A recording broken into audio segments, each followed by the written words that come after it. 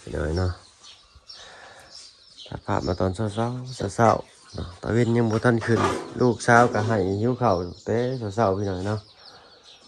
ก่อนลงน้ำไม้น้ำหน้ากะสิเฮ็ดของอยู่ของกินเนาะก็ง่ายๆเฮ็ดน้อยๆอินเตอร์พี่น้อยเนาะบ่มีหยังมีต้มไข่ซื่อเนาะ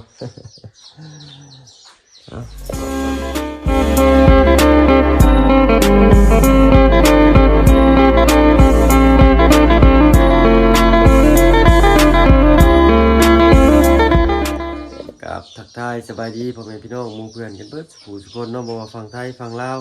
แต่กระทั่งฝั่งต่างประเทศก็ยินดีต้อนรับเข้าสู่ช่อง YouTube บ่เพิ่งเคยหลายคือเก่าพี่น้อยเนาะมื้อนี้ก็ยังอยู่บ้านอยู่ช่องคือเก่าพี่น้อยเนาะก็ลงน้ำไห้น้ำนาเนาะตื่นมาแม่เพิ่นก็ทำความสะอาดแต่เช้าๆเนาะ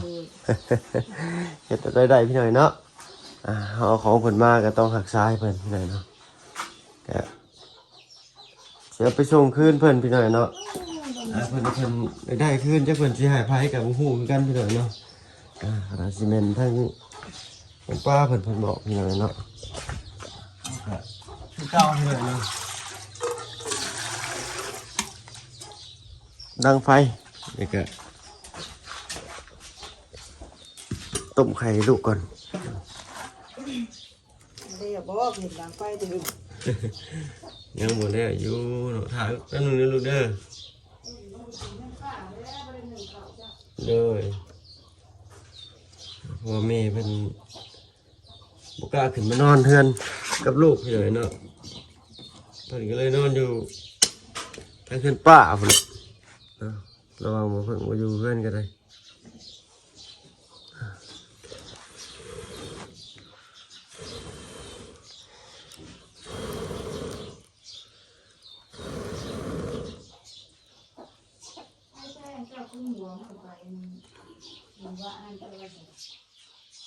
อยู่ในเบาะเนาะเบ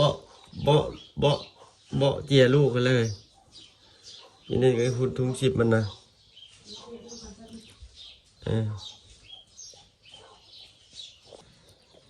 ติดแล้วป่านนี้พี่น้องติดเลยสิมันจะได้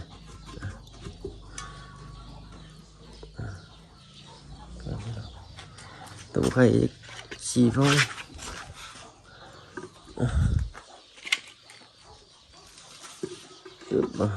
ควันหนักแค่สนั่นกันเลย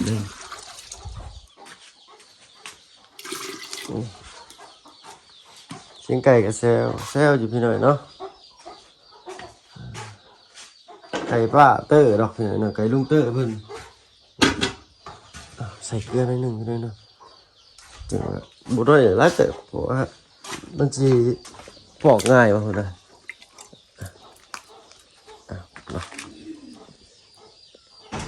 คนละเท่า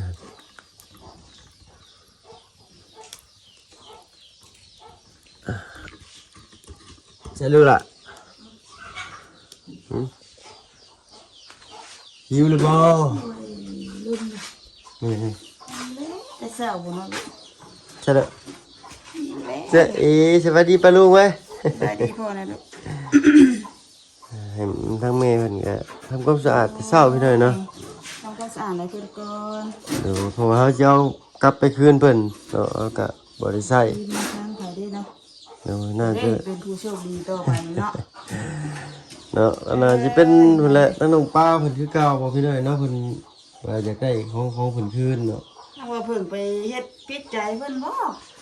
เพิ่นไปอยากได้ของคืนจังว่าบ่เพิ่นก็บ่ฮู้คือกันพี่หน่อยเนาะบ่เพิ่นก็คือว่ายังบ่ได้ทันเฮ็ดอยู่หยังอยู่นะพี่หน่อยเนาะก็มีแต่ว่าโอ้ลมกันเด็กน้อยว่ามีเวลาแล้วสิแวะเข้าไปเบิ่งให้เนาะก็เลยเขายันตัวนี้บ่เท่าไอ้เนาะอะไรจังได๋เอามาเบิ่งดูเขาว่าเขาสิเข้าไปเบิ่งเพิ่นในทางชาวป้าเพิ่นว่าสิเข้าไปเบิ่งทางเพิ่นน้องป้าเพิ่นแหละว่าเพิ่นยังบ่ทันว่างเนาะค่าเรียกอยู่ทางบ้านน้องซอนสร้างทางบ้านน้องซอนก็ยังบ่ทันว่างเนาะว่าเพิ่นก็มีแต่ว่าได้ว่าสิแวะเข้าไปเบิ่งให้เนาะแต่บ่เพิ่นก็บ่ได้มีรถบ่ได้มีรางเนาะแต่เพราะว่าเฮาก็ อาสาไปนำลุงเพิ่นถ้าว่าเฮ็ดอยู่ทั้งหลุมแบบนี้มีแต่ทางทีมงานเรามีแต่สิเวลาแล่นกลับลงมาพี่น้อยเนาะถ้าว่ามันบ่จำเป็นแฮงดีเนาะ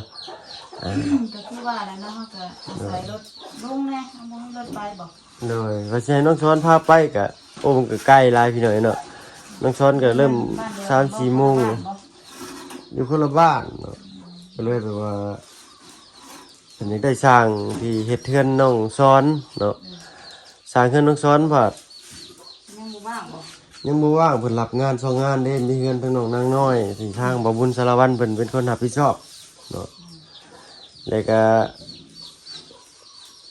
ทางบ้านน้องซ้อนสร้างชุดเดียวกันนะพี่น้อยเนาะทางบ่เพิ่นก็เลยแชทหาน้องป้าว่าอยากได้เบอร์สร้างเนาะน้องป้าว่าบ่มีเนาะเมื่อก่อนน้องกันสร้างเพิ่นก็เฮ็ดเทือนให้น้องป้าอยู่ก็คือสิบ่มีเบอร์กันนั่นน่ะ แล้วก็เลยคิดว่าเดี๋ยวว่างๆสิแล่นเข้าไปเบิ่งให้เด้อน้องป้าเด้อว่ะ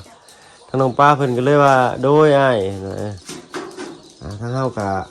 ผ่านมาวันมื้อหนึงเดี๋ยวพี่น้องมื้อหนึง2มื้อก็ได้ยินทางเอ้ยเพิ่นเนาะส่งข้อความเสียงมาทางแชทบ่าวบุญสารวันพี่น้องเนาะว่าฝากบอกอันลุงจันทร์กับบ่าวเพิ่งว่าเพิ่นอยากได้เตาแก๊สคืนหั่นนะเนาะก็โอ้ยโดยเนาะพี่เนาะก็บ่เป็นหยังเนาะ ตอนแรกนี่เป็นซื้อให้น้องปลาบอก เหนื่อย ซื้อให้น้องปลาใส่บ่เป็นเด้อให้บ่าวเจ้าน้ำมันให้เจ้า เหนื่อย ก็ได้จะเพิ่นจะเอาไปให้พายแล้วน้องปลา จะเพิ่นเจ้าให้พายกะสุดแล้วแต่เพิ่นพี่น้อยเนาะ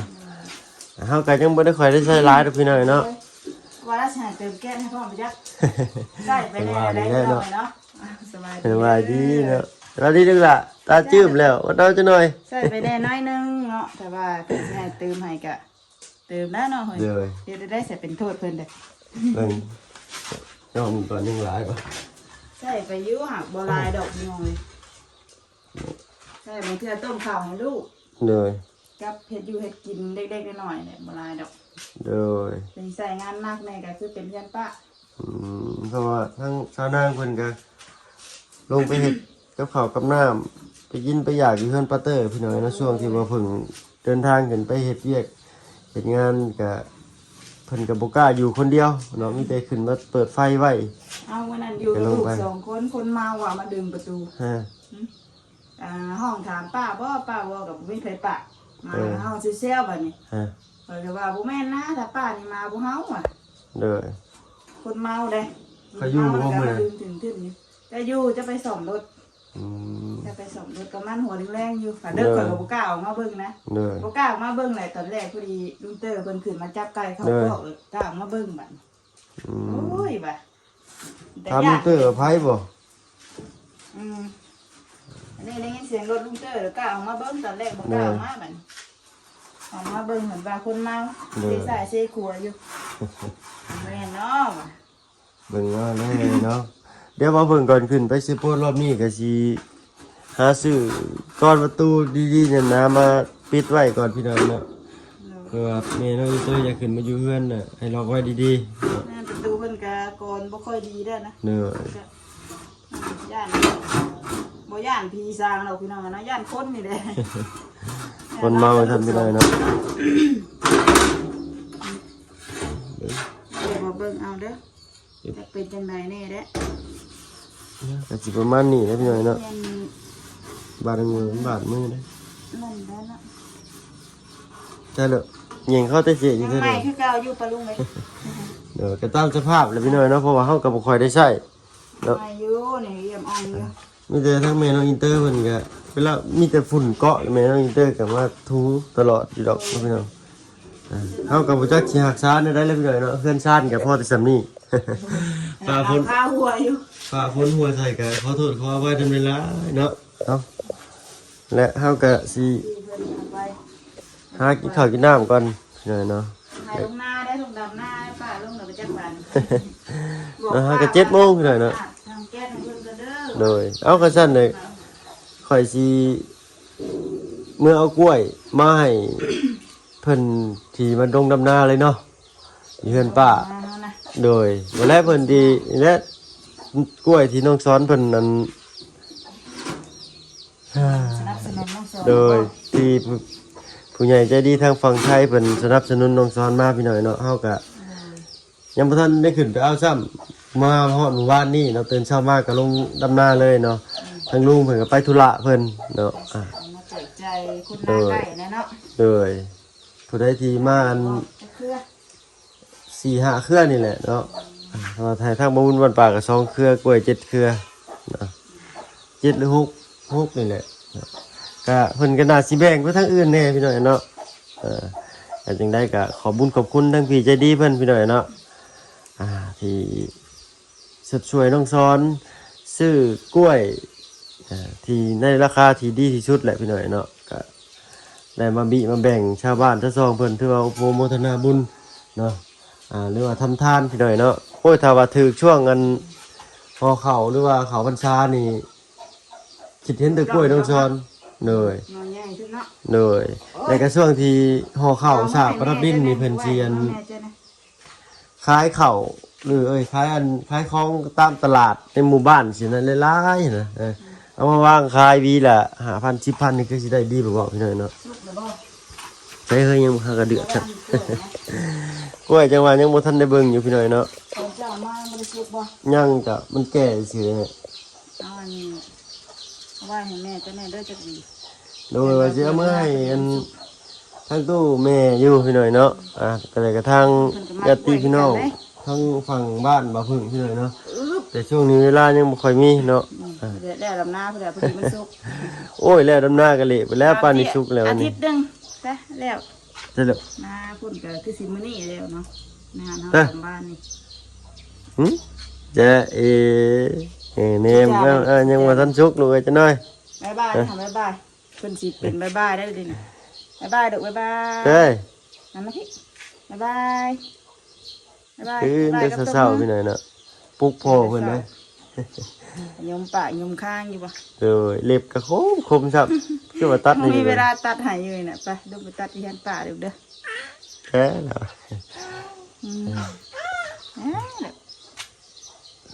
เขาจุกกระเล่ให้จุกกระเล่ให้นี่ยังมีพอกับเพื่อนทานนะด้วย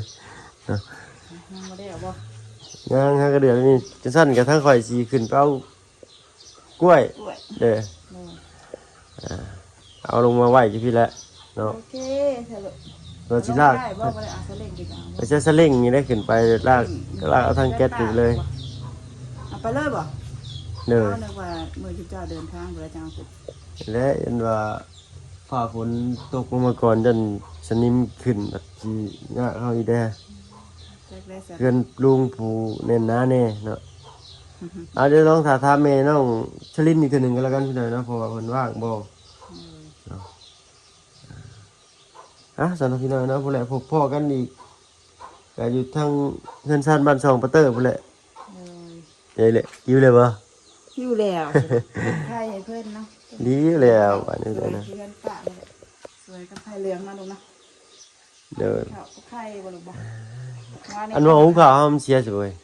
เพื่อนป้าเด้เอาลงไปหุงเพื่อนป้าเอาได้คือเก่าบ่มันเป็นยัง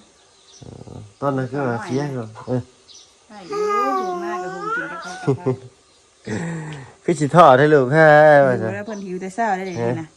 คือหาวแพ้ต้มข้าวให้กาซั่นบื้อลาวใส่กินแต่เช้าแต่เซี่ยวเพิ่นบ่ได้เฮ็ดนานี่ฮะอย่ามาเฮ็ดนาเก่งๆเด้อลูกเด้อกินข้าวลายเด้อจะได้อย่ามาเฮ็ดนาเก่งเด้อพ่อบอกเฮ็ดกับข้าวพอกินน้ำโอเคบ่โอเคบ่เฮ็ดกับข้าวพอกินน้ำเด้อแล้วพอสิช้อนให้เด้อตัวมือกันโอ้ตัวมือได้เช้าอย่าบังคับหนูจุจ้าอดเอาลูกหลานจังหน่อยเนาะมาพี่น้อยเนาะติดตามรับชมกันพุ่นแหละอยู่ทางเงินปะเตอร์เนาะถึงหน้าพุ่นแล้วดำหน้าแหละแล้วก็มีแต่กินข้าวก็ง่ายปั้นก็ลงโลดพี่น้อยเนาะส่วนว่าข้าวเช้าสิบ่ปานใดเนาะพอกันพี่น้อยเนาะได้เวลาไปเช้าลูกฮ้อนเลยมักบ่ขอจ้าไว้ขอสิป้าลูกหลายหิวข้าวเลยเป็นจีห้าจะหน่อยลูกนี่ก็ได้เนาะเอาพูดแหละอีกช่วยๆจังหน่อยเนาะจังหรือว่ามือใกล้จะขึ้นมาแล้วสิมาใส่ซาเล้งไปไว้อยู่ทางเงินปลาเซอร์เนาะเวลาไปถึงสิได้ย่อขึ้นเลยเนาะ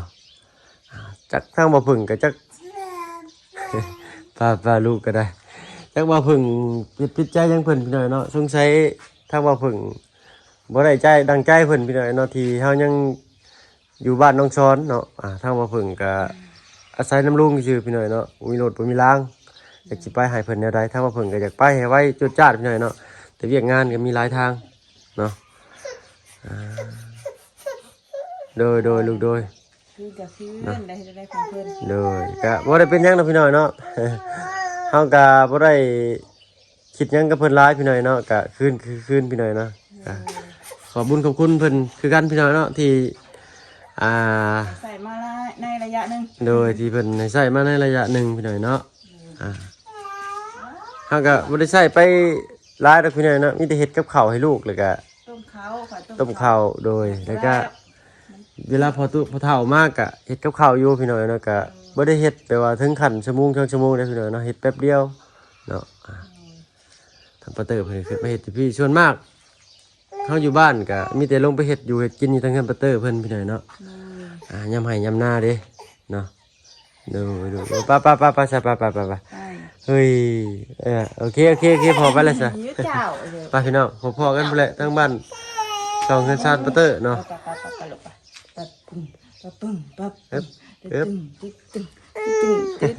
โอเคพาพี่น้องไปเนาะลงดำไห้ดำหน้าปัดสิลงให้หน้าลีเพราะว่าแดดมาบาดนี่ โอ้ยเทวดาหักเพลงฮะเนี่ยดำอยู่แล้วดำแล้วมันดำสุดขีดเลย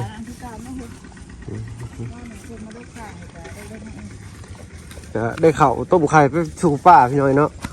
ง่ายๆยามมื้อเช้า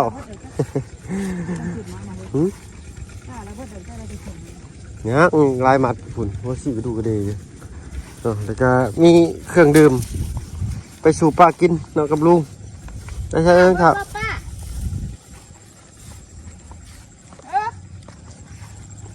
ไปยังพูดกะสิสลุสละอยู่ในหน้าเว้นบอกออกแล้วกะบ่พอดำบ่เนาะไปเสียตัวได้เอ้าดิ้งบ่กินก่อนแดดนี่เนาะพอได้ลงก็ได้เนาะสิเป็นยังจะเอายังไงนะข่อยเอาสติงเอากระเพาะสติงเจอเอ็มบ่อยก็ได้เอาไว้ให้ป้านะเอาข่อยได้ใช่เอาสติงจ้ะสติงก็มีสติอื่นมาแล้วนี่เนาะมันนั่นเนาะมันจึงจดชื่นเนาะเนาะ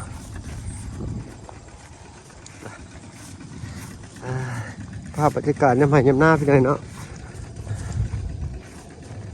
ป้าเพิ่นขึ้นมาแล้ว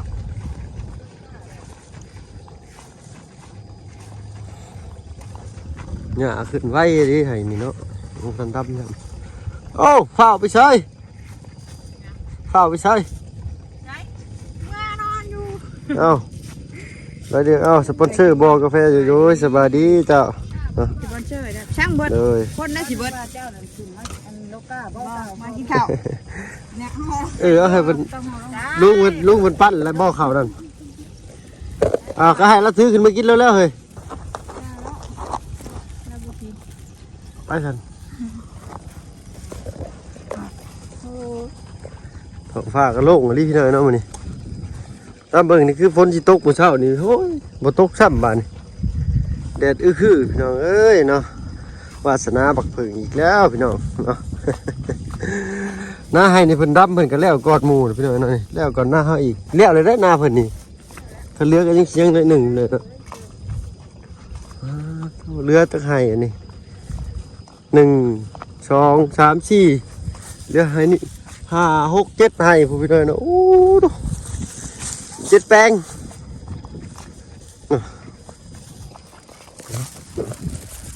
บรรยากาศยามสิเข้า9 โมงเลยพี่น้องนะครับ8 โมงตื่นมาตั้ง6 โมงครึ่งมาตั้งไฟต้มไข่ให้ลูกกล้วยหั่นกล้วยนี่ 8 โมงเมื่อตอนนี้ต้องทับมึงด้วยพอแล้วอย่างเด็ดซะเนาะลงอีกนิดหน่อยก็จะได้ขึ้นอีกแล้วนี่ครับ พี่น้องเห็นได้กันตามแต่ก็ขออนุญาตดำไห้ดำหน้าก่อนก็แล้วกันพี่น้องเนาะเบิ่งคลิปนี้ก็คือสิ บ่มีหยังพี่น้อยเนาะครับขอโทษขออภัยหลายๆพลาดประการใดก็ได้เนาะสำหรับคลิปนี้ลาแล้วพี่น้อยเนาะเอาเป็นว่าสบายดีเจ้า